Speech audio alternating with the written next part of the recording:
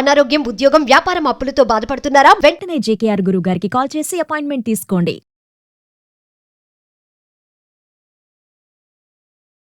గురుగారు నమస్కారం అండి. ఓం శ్రీ మహాగణాధిపతయే నమః. గురుగారు ఇందాక నేను వివాహం గురించి, అంటే వివాహం అవ్వకుండా ఉంటే పరిహారాలు చెప్పండి అని అన్నప్పుడు మీరు జాతక నృత్య చూసుకుంటూ ఉండాలని చెప్పారు. దాంతో పాటుగా మీరు చెప్పినప్పుడు ఏమన్నారంటే నాగప్రతిష్ఠ చేస్తే కూడా వివాహం జరగదు అని అన్నారు. అంటే చాలామంది, అంటే ఎవరైనా కానీ ప్రతి ఒక్కరు కూడా నాగప్రతిష్ఠ చేస్తే మంచి జరుగుతుందని అంటూ ఉంటారు.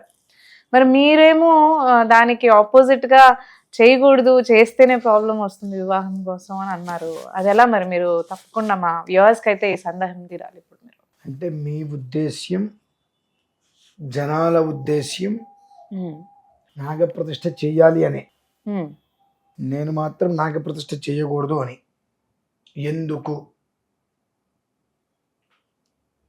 ఒక చిన్న విషయం చెప్పుకుందామమ్మా.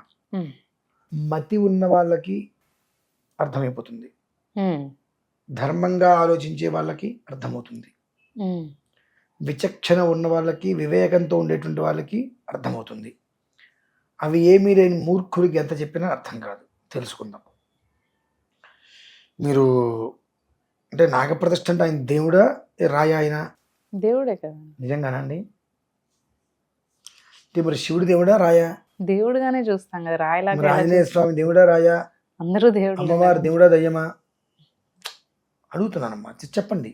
దేవుడే, దేవుడుగానే కొలుస్తాం కదండి. అంటే నేను నాగప్రతిష్ఠ చేస్తే వివాహం కాదు అన్న మాటకి నన్ను అడిగిన ప్రశ్న. నేనేదో చెప్పరాని మాట చెప్పేశాను, తప్పు చెప్పేశాను, జనాన్ని తప్పుదో పట్టిస్తున్నాను అని చెప్పి. మంచిది. ఆంజనేయ స్వామిని ప్రతిష్ఠ చేస్తున్నారుగా, శివాలయం ప్రతిష్ఠ చేస్తున్నారుగా, రోజు పూజలు చేస్తున్నారా? చేస్తున్నారుగా. రోజు అభిషేకం చేస్తున్నారు, ధూపం అంటున్నారు, దీపం అంటున్నారు, నైవేద్యం అంటున్నారు, చేస్తూనే ఉన్నారు.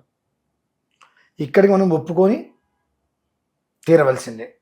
ప్రతి శివాలయంలోనూ, ప్రతి రామాలయంలోనూ, ప్రతి అమ్మవారి ఆలయంలో, చివరికి ప్రతి సాయిబాబా గుడిలో కూడా నిత్యం చేస్తున్నారు. గురువారం వస్తే విశేషంగా చేస్తుంటారు. అన్నీ చక్కగా జరుగుతున్నాయి. ఈయన చేసిన పాపం ఏంటమ్మా మరి?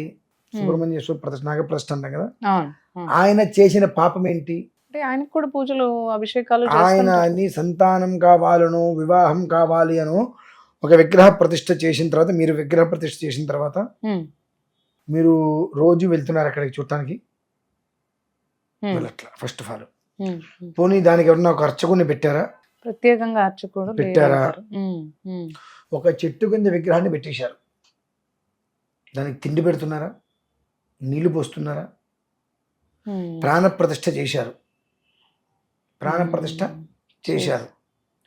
చిన్న ఉదాహరణ, అమ్మాయి గర్భం ధరించినప్పుడు ఇంత బీజం కడుపులో పడుతుంది, ఇంత పిండంగా.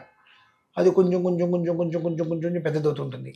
ఆ కడుపులో ఉన్నంత కాలము మీరేమైనా ఆ బిడ్డకి ఆహారం పెడుతున్నారా? లేదు. అంటే మనం తీసుకునేదే బిడ్డకి వెళ్తుంది అంటారు. ఆహారం పెడుతున్నారా మీరు? డేట్ ఇచ్చారు డాక్టర్, రేపు ఉదయం 10 గంటలకి డేట్ ఇచ్చారు. అనుకోకుండా ఇంకొక 4 రోజులు ఆగాల్సి వచ్చింది. ఆ 4 రోజుల్లో మీరు ఏమైనా ఆహారం పెడుతున్నారా? అంటే మనం ప్రత్యేకంగా ఏం బయట నుంచి పెట్టాం కదా. పెట్టట్లేదు కదా. లోపల వాడికి కావాల్సిన ఆహారం ఏదో వాడే తీసుకుంటున్నాడు పిల్లాడు. మనం ఏది పెట్టట్లేదు కదా. బయటకు వచ్చిన తర్వాత మనం పెడతాం. అప్పుడు వాడు తీసుకోలేకపోతున్నాడు కదా. లోపల ఆహారం తీసుకున్నవాడు బయట తీసుకోలేకపోతాడో, వదిలేస్తే ఏమవుతుంది? చనిపోతారు కదా. సో వాడు బయటకు వచ్చిన తర్వాత వాడికి పాలిస్తుంది తల్లి. వాడికి ఎంతవరకు తాగితే వాడి కడుపు నిండుతుందో వాడికి తెలుసుగా. వాడి కడుపు నింపగానే వాడే ఆపేస్తాడు. ఇది నిజమా? లేదంటే కాస్త పాలిచ్చి తల్లి తీసేస్తుందా? వాడు తాగడం ఆపేసినప్పుడు తల్లికి తెలుస్తుంది వాడు పాలు తాగడం ఆపేశాడు అని చెప్పి, అంటే వాడి కడుపు నిండిందని. సో మీరు ఒక విగ్రహాన్ని ప్రతిష్ఠ చేసినప్పుడు ప్రాణ ప్రతిష్ఠ చేస్తున్నారు.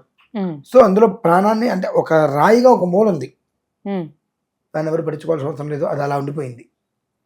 ఆ రాయిని తీసుకొచ్చి శిలగా మార్చారు, అంటే నాగేంద్ర స్వామి విగ్రహంలాగా మార్చారు.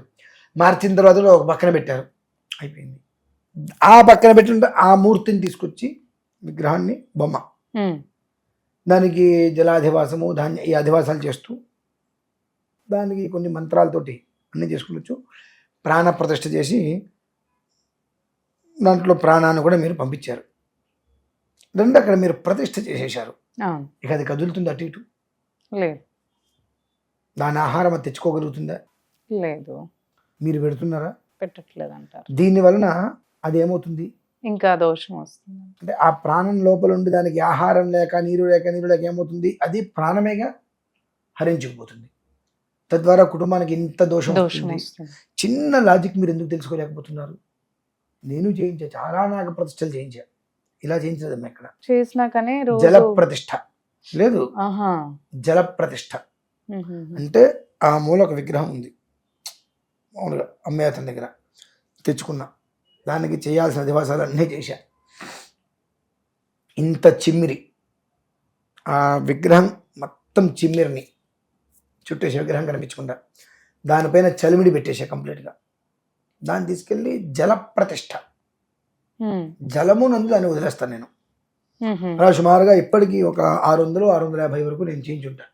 అంటే జలంలో వదిలేసినా కానీ మరి వాళ్ళకి ఆహారం నీటిలో వదిలేస్తే మనం వాటిని నిలబెట్టట్లా, అంటే అంటే స్థిరంగా ప్రతిష్ఠ చేయట్లేదమ్మా. అచ్చా, అంటే ఇంకా నీటిలో ప్రతిష్టగా వదిలేసాం జల ప్రతిష్ఠ. ఆ జలంలో వదిలేయటం వల్ల ఏమవుతుందంటే దాన్ని మనం నిలబెట్టేసేసి కట్టేయట్లేదుగా మొత్తం అంతా.